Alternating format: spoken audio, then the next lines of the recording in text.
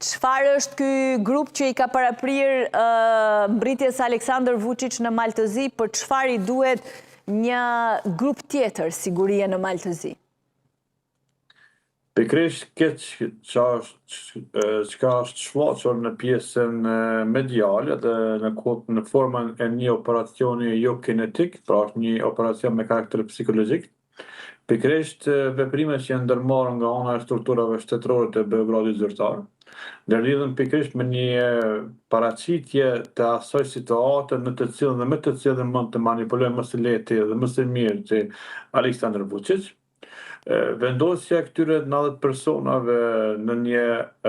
avion të Air Serbia, ku ende nuk dihet se kush ka bërë pagesën e atij udhëtimi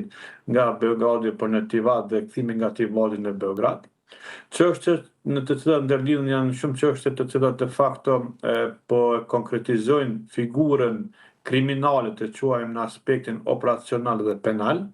sepse vendosja këtyre personave me precedent kriminal njëkohësisht pajiset që kanë patur me veti, siç e potencuar edhe pajiset komunikimin në distancë, radiostacion detar, pra nuk janë pajisje të cilat mund të gjenden në treg shumë lehtë, por njëkohësisht këto pajisje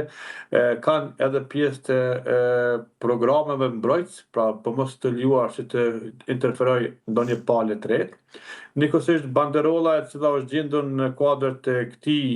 veprimi nga ana e policisë malazeze, Serbia fiton, është mesazhi politik, është mesazh që duhet tani më së shumti Aleksandar Vučić, sepse ne dimë se çështja e kauzës brenda shtetit të Serbisë janë në formën e një krimit të një elementi të ri kërcënues për politikën gjë të Aleksandar Vučić në interes të popullit serb dhe popullatës përtej kufive të Serbisë.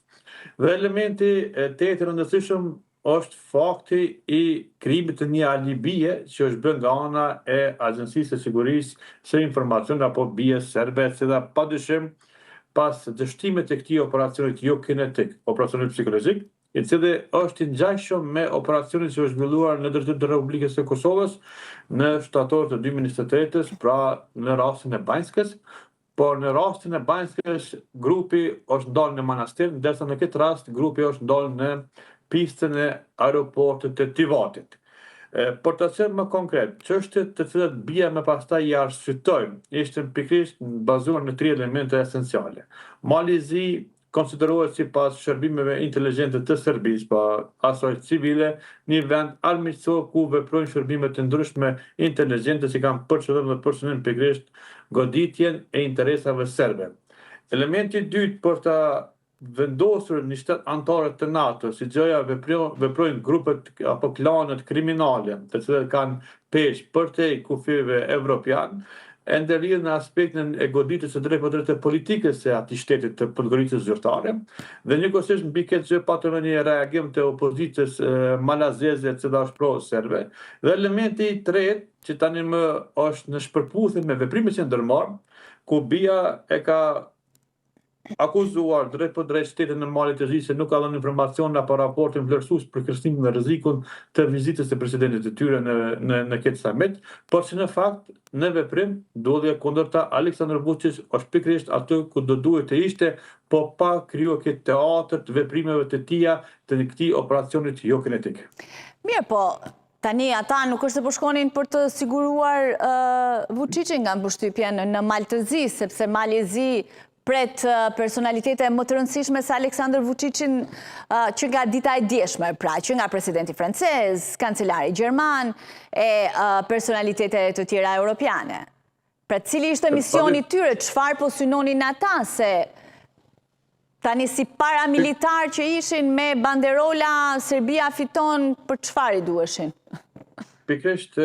ju potencuar qarta që vizita e krerave të ndryshëm të Bashkimit Evropian me impakt në vendimmarrje kanë protokoll të tyre të sigurisë, kanë personin e tyre të sigurisë të cilët e shoqërojnë në vazhdimsi dhe ka një koordinim me shtetin mikpritës në këtë rast Malezi. Sipas informacioneve zyrtare janë mbi 2000 zyrtar policorë dhe strukturat të sigurisë të shtetit të Malezi të angazhuar pikërisht në kuadër të këtij samitit për të barbatur procesin në mënyrë më të mirë të mundshme dhe vendos se këto edhe pjesën e përcjellëse të strukturave udhëheqëse të leadershipit përkatës, pra kemi një numër rreth 4000 pjesëtar të cilët shërbejnë dhe ofrojnë sigurinë edhe krerëve të tyre nacional, pra qoftë presidenti Macron, kancelari Gjerman, përfaqësuesët e Bashkimit Evropian me tutje, dhe kjo bën të paarsyeshëm vendosjen e këtyre personave paramilitar kësaj strukture parainteligjente të veprimit të Aleksandr Vučićit. Por mesazhi është i qartë, edhe mesazhi padyshim se është përçuar. Pra, përveç faktin se në mediat dhe ne po bisedojmë që në kuadër të asaj është vendosur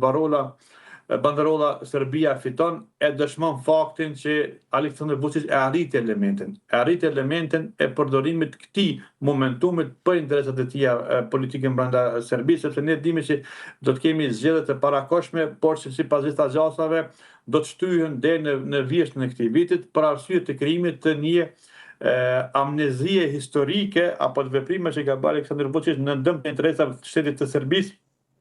ku pjesa e opozicës serbe dhe pjesë të tjera e akuzojnë në vazhdimsi. Prandaj duhen situatat të tilla, nuancat të tilla